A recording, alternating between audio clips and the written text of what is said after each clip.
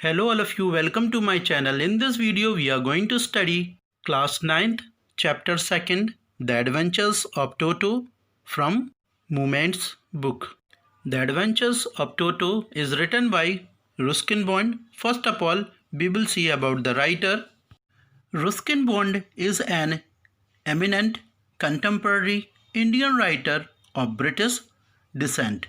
He prolifically authored inspiring children's books and he was awarded the Sahitya Academy Award to honor his work of literature. Now we will discuss about our lesson, The Adventures of Toto. This is a humorous and adventurous story of a naughty monkey named Toto. The writer's grandfather bought the monkey from a tongo driver. The pranks played by Toto have been narrated in an interesting way. We must read this story and we should know more about Toto. Have you ever had a baby monkey as a pet? Before that, you heard about that baby monkey as a pet? Toto is a baby monkey. Hear that? Toto is a baby monkey. Is that monkey baby name is Toto? Let's find out whether he is mischievous or docile. Our word mischievous means liking to behave badly and embarrassing or annoying people.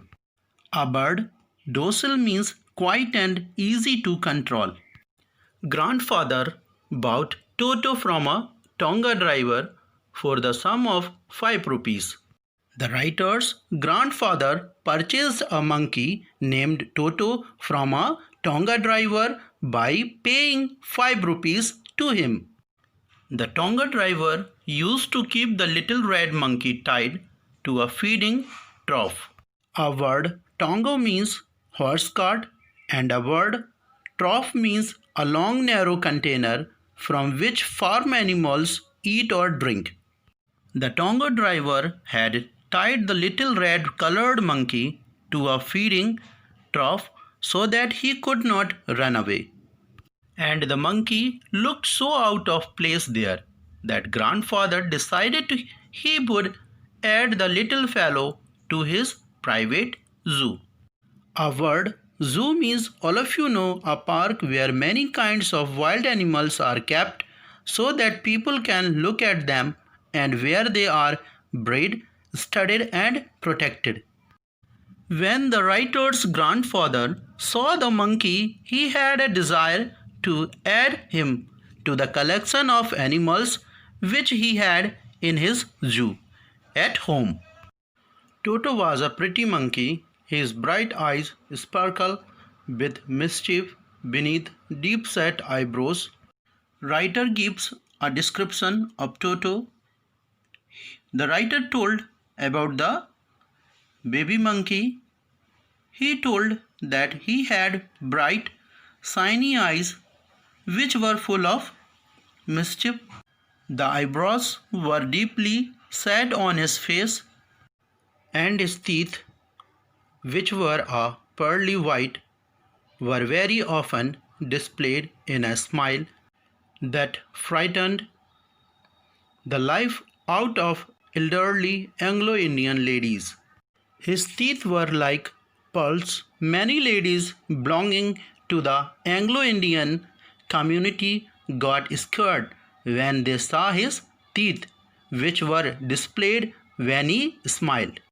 But his hands looked dried up as though they had been pickled in the sun for many years. Baby monkey's hands were dried and wrinkled as if they had been dried in the sun, like a pickled vegetables. At his fingers were quick and wicked, and his tail, while adding to his good looks, grandfather believed a tail would add to anyone's good looks, also served as a third hand. He had a long tail. The writer's grandfather, though that tail added to the good looks of an animal, Toto's tail was like a third hand for him. He could use it to hang from a branch, and it was capable of scooping up any delicacy that might be out of reach of his hands. It helped him hang from the branch of a tree. He also used it to lift objects which were beyond his hand's reach. Grandmother always fussed when grandfather brought home some new bird or animal. Here, the writer's grandmother was against the grandfather's attitude of bringing new pets, birds, and animals. So it was decided that Toto's presence should be kept a secret from her until she was in a particularly good mood. So the grandfather thought that they should conceal this fact from her until she was in a good mood. We are not going to tell her about Toto. We will hide from her. When her mood was good, that time we will tell her. Grandfather and I put him away in a little closet opening into my bedroom wall. The writer and his grandfather secured Toto in a little cupboard in the writer's room, where he was tied securely, or so we thought, to a peg fastened into the wall. In order to be sure, the grandfather and the writer, that Toto did not escape, they tied him to a hook in the wall.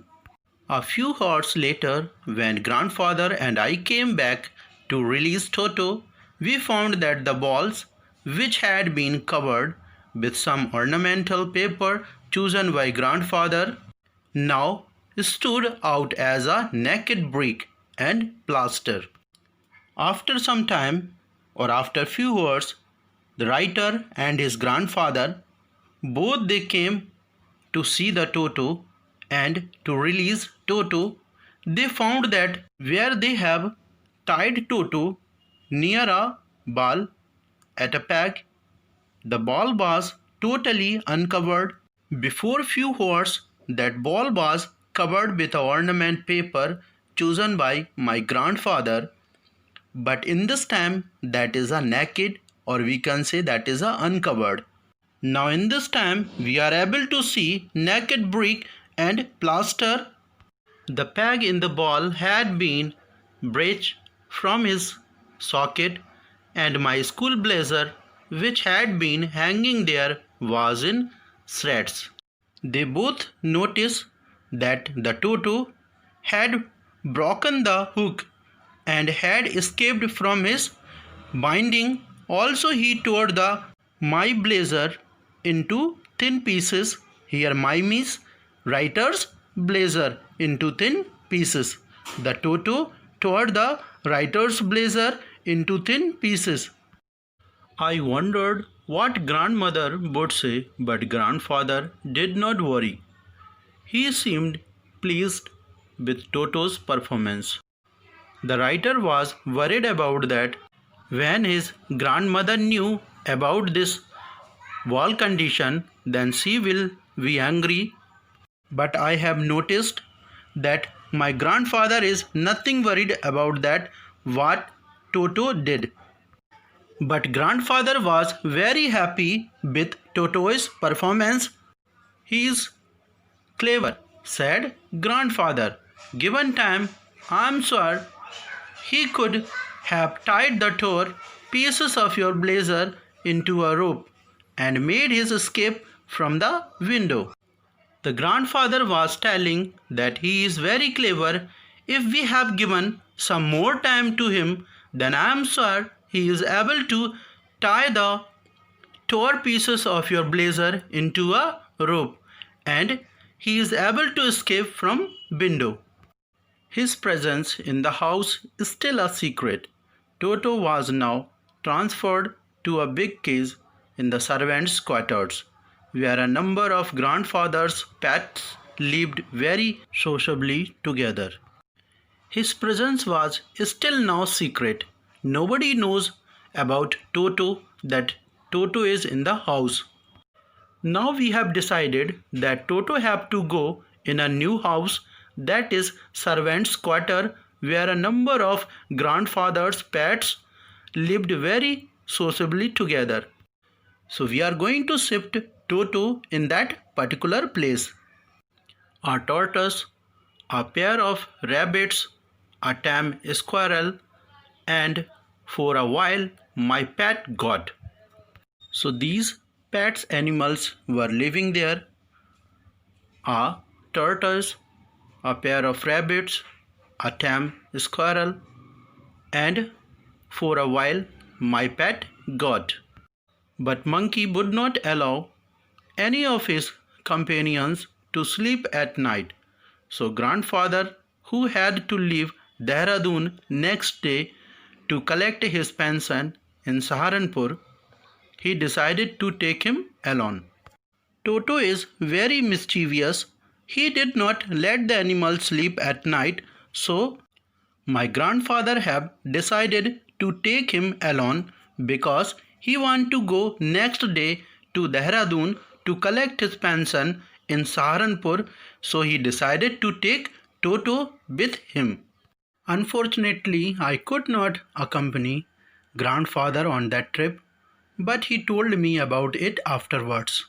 The writer was disappointed as he could not accompany his grandfather and Toto on that trip. Okay, but his grandfather narrated the happenings on the trip to him later. The writer was not able to go that time, but his grandfather narrated the whole story what happened on the way. A big black canvas kit bag was provided for Toto. This, with some straw at the bottom, became his new abode. He had got a special bag for Toto. It was made of a strong material canvas. He placed some dry grass at the bottom of the bag. On the trip, the bag would be Toto's home as he would live in it.